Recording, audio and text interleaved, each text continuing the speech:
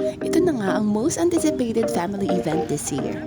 At eto, ready na nga kami mag-Christmas shopping! At ito nga pala yung lola ko na kahit sabihin mong sige mag-shopping ka ay titipirin pa rin niya yung mga binibili niya. Tignan mo, mapapaalam yan kung pwede dalawa.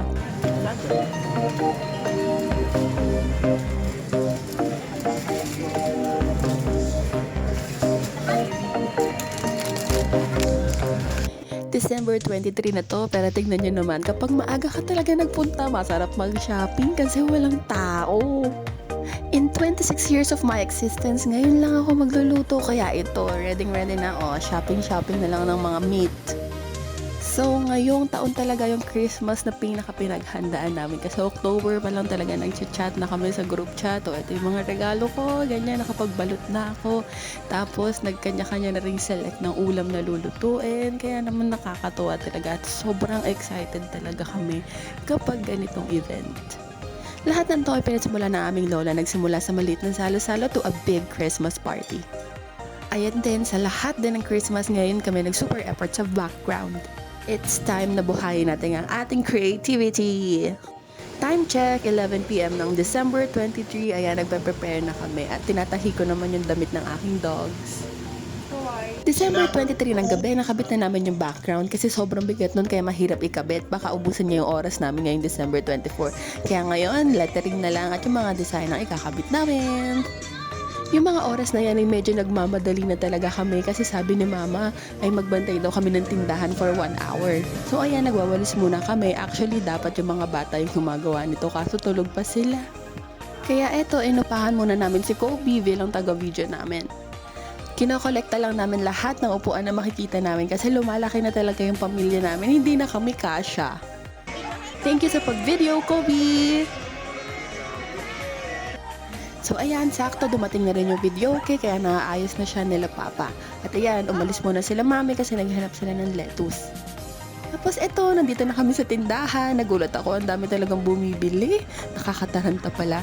Hindi ko kaya magmabilis ang mat, manonood na lang siguro ako. Kaya ito, sitting pretty lang ako, taga-ayos ng pera.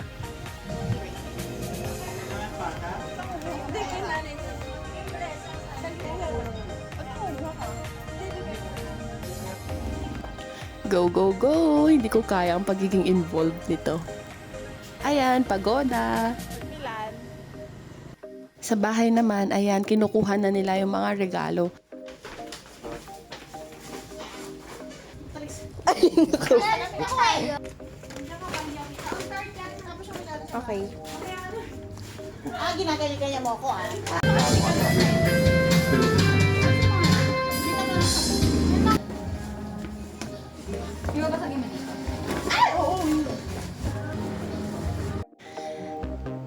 Ngayong taon din yung may pinakamaraming gifts kasi madaming talagang nagbibigay, pati yung mga bagong member ng family. Iba talaga ang family tradition no, nakakahawa talaga ng bawat generation.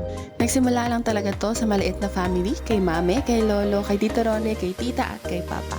Salo-salo lang, tapos kuwari may Santa Claus. Tapos ilang taon sila no, nabuking nila na wala pala talagang Santa Claus. Tapos ito, malaki na siyang tradition ng family.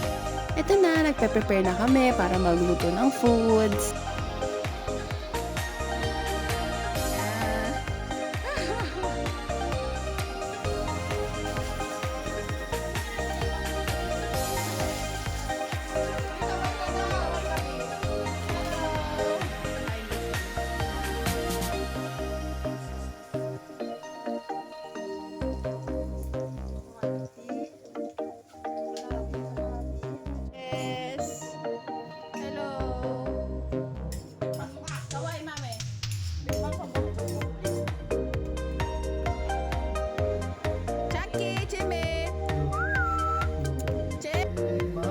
Hindi ko na nga matandaan kung kailan ba namin naisipan na mag-color coding ng damit per family. Kailan lang namin yun sinimulan actually.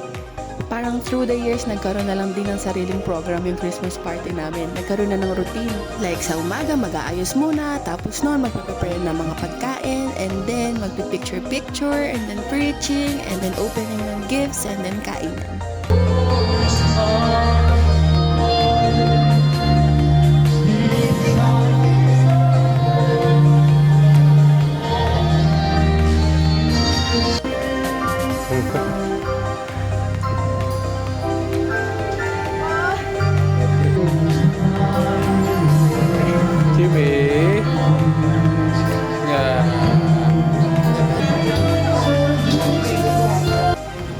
it's preaching time. Talaga naman, we are so blessed to have so many preachers in our family. Tayo po sa pag-aaral, ay mga unang panahon ng Aston, sa mga nag-aaral.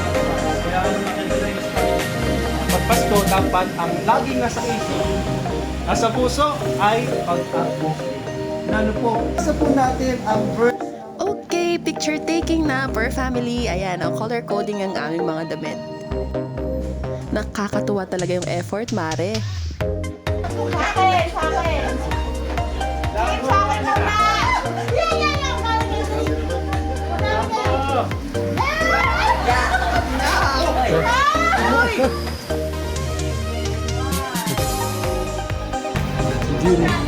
Sa bukod na video ko na lang ilalagay yung games kasi sobrang haba talaga nun. So ito, gift giving na.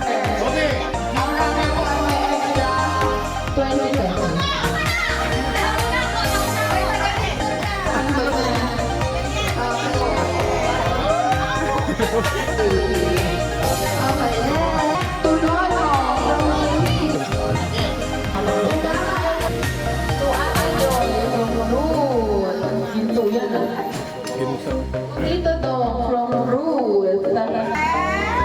To Eli from Ruth. Isa na rin sa exciting part yung mga gift ko kay Papa kasi lagi siyang napaprank sa laman ng gift ko. One Christmas kasi ang laki-laki ng regalo ko tapos akala niya helmet. Yun pala alkansya lang. So doon na nga nagsimula ang Chronicles. At syempre walang kakabog sa dong yan.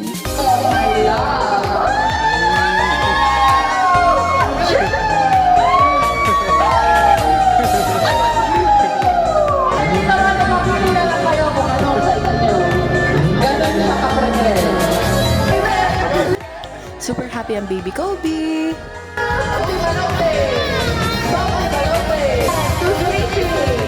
Thank you po. Thank you po.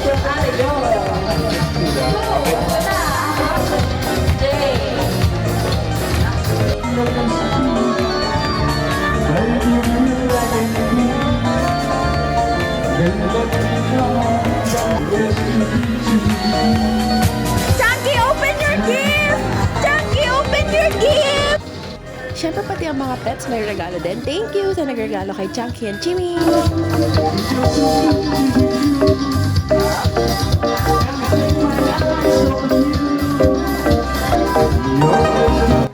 Oh ayan, na-prank ko na naman si Papa.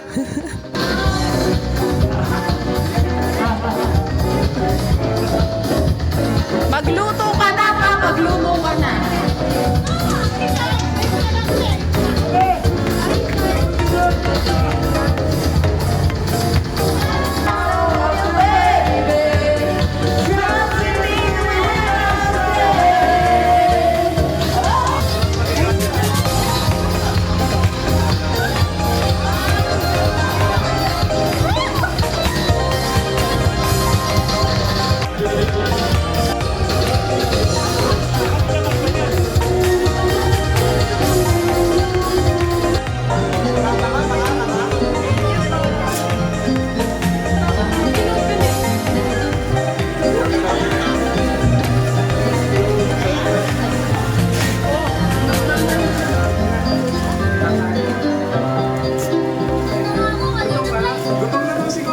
Dahil pera ni Kobe! Kobe!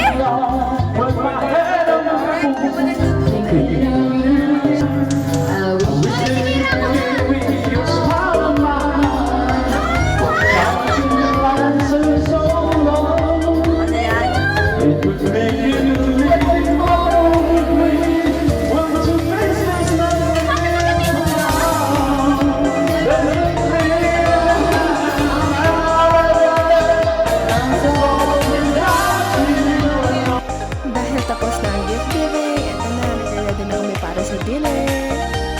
Grabe, this year din yung may pinakamaraming handa. Grabe, super effort talaga. Thank you Lord talaga for the blessings. Hindi daw po po. Hindi. Oo, yan. Grabe yun.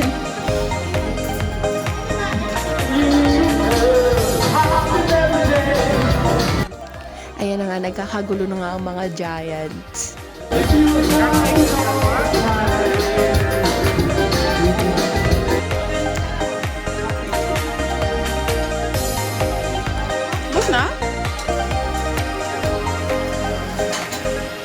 Kinakanta-kanta na kasi namin ni Gian yan eh.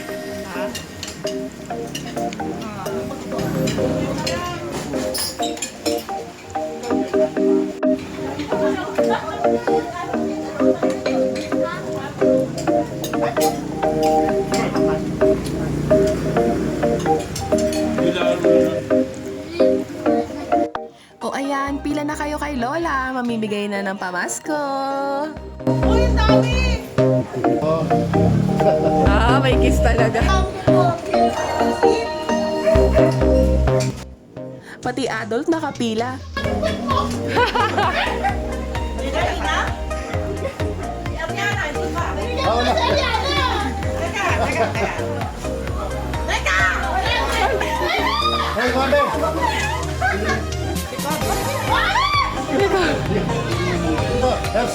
Mga adult yung nakakailangan dito, be. At ang tanong ni tita, sino ang nagtapon ng ampaw? May laman pa. Sino nagtapon? Sino nagtapon?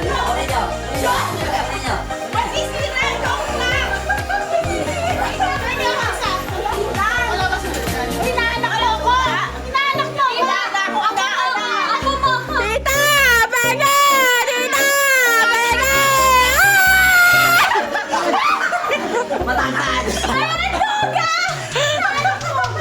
Kita na yan ba? Wala na! Sino ba tangahan ko? Nagtapo doon! Pabango? Atakin mo. Atakin mo. Yan.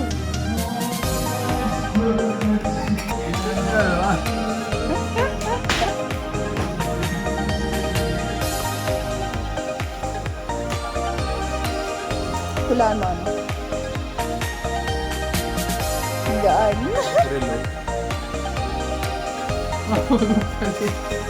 Sana naman palitan mo na yung bago mo. After ng party sa hapon, naiiwan na lang yung mga songers and singers sa Lorenzo family para sulitin ng video kay. Siyempre kahit bagong kain, meron pa rin kami kinakain habang kumakanta.